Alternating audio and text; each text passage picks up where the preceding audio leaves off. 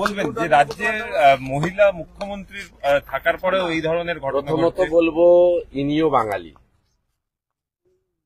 জয়ন্তী বর্মনের বাড়িতে দ্বিতীয়বারের জন্য হামলা করেছে, তার মেয়ে, সন্তান সম্ভব মেয়ের পেটে লাথি মারা হয়েছে, এবং যে শিশু 10 মাসে ভূমিষ্ঠ হওয়ার কথা, চিকিৎসা বিজ্ঞান বা আমাদের যে নিয়ম অনুযায়ী, স্বাভাবিক নিয়ম অনুযায়ী, সেই শিশুকে শিলিগুড়ির প্রাইভেট হসপিটাল 8 মাসে প্রসব করাতে বাধ্য হয়েছে।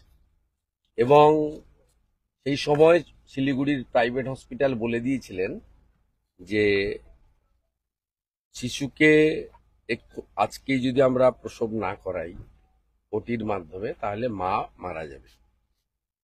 স্বাভাবিকভাবে বাড়ির লোকের অনিচ্ছা সত্ত্বেও কনসেন্ট দিতে হয়েছিল।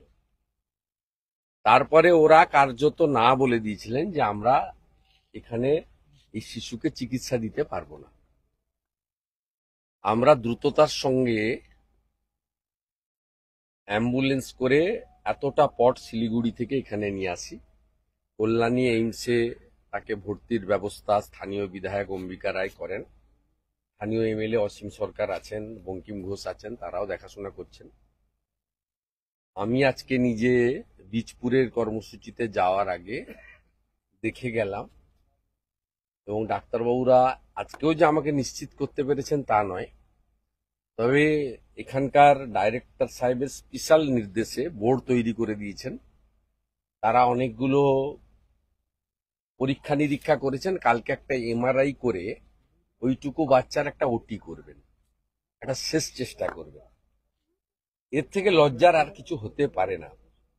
একটা মহিলাকে তার পেটে লাথি মেরে বিজেপি করার অপরাধে 10 মাসে যে বাচ্চাটির স্বাভাবিক প্রসব হওয়ার কথা ছিল, তাকে 8 মাসে ওটির মাধ্যমে প্রসব করাতে বাধ্য হয়েছে। পরিবারটি রাজবংশী, অর্থাৎ তফসিলি পরিবারের।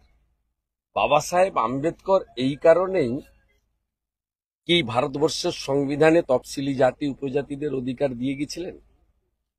আজকে সেই অধিকার পশ্চিমবাংলার শাসক দলের জিহাদি গুন্ডারা কার্যত কেড়ে নিয়েছে।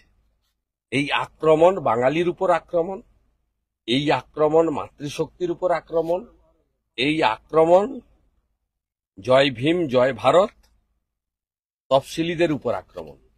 এই আক্রমণ চিলারায় ঠাকুর পঞ্চানন বর্মার রাজবংশী সমাজের উপর আক্রমণ। 17ই আগস্টে আপনাদের একটি সভা হওয়ার কথা রয়েছে, এই তারাতলা শিব মন্দির এলাকায় অনুমতি দিয়েছে। সেই আবার কোর্টে গিয়ে আপনার সভা মানে কোর্টে গিয়ে একটা অনুমতি নেওয়ার বিষয় হয়ে যাবে। দেবে না কিছুতেই। ওখানে আনোয়ার খান বলবেন বিজেপি করা যাবে না, হিন্দুদেরকে সব উৎখাত করে দিবেন। এটা গিয়ে প্রতিবাদ করতে পারবো না। আলটিমেটলি দিয়েছে, হাইকোর্ট আছে বলে আমরা এগুলো করতে পারছি। না করলে ওরা আমাদের উপরও মারবে, আবার অভয়ার মাকেও মারবে, আবার আমাদের উপরও কেস করবে। বলছি, কাঁচাপাড়ায় মিছিল শুরু হওয়ার আগে একাধিক ব্যানার আপনার ভেঙে ফেলা হলো, ছিঁড়ে ফেলা হলো। ওগুলো ওদের অভ্যাস। পায়ে কাঁটা ফুটলে তো আপনিও লেংচে লেংচে হাঁটেন। এ জ্বালা, ভীষণ জ্বালা, 1956 জ্বালা। ভারতের নাগরিক হওয়ার আগে